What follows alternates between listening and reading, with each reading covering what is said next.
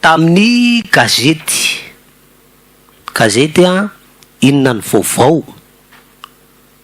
nanaitra le sary hitatra caricature ho antsika zay nahita an'izay a de danja be koa zany zavatra ataony le mpanatalenta amin'itony sary hitatra tony Georges Randrenantenaina no nanao le sary zao zany fandehan'le sary alay sary etsaina Era Tjonaromampianina zany a eo ambony seza fendrianany ohatrany hoe trône de misy birao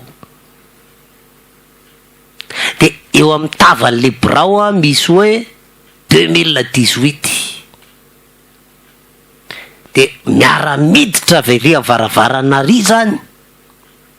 Andry Rajoelina sy Marc Ravalomanana samy mitondra famaky ohatrany hoe zany hoe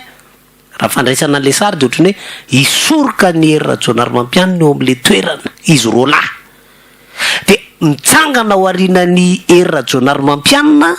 Jean-Éric Rakotoarisoa nao an-damosiny l'ironie du sort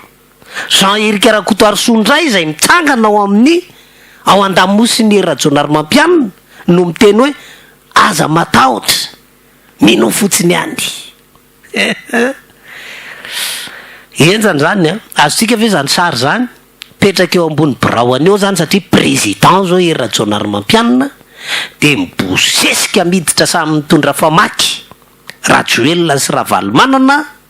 de mitsangana ao aorianan'ny Era Tjonaromampianina Jean-Éric Rakotoarisoa de miteny hoe aza matahotra mino fotsiny any anjaratsika meritreritra ny amin'ny hoe inona ny sary politika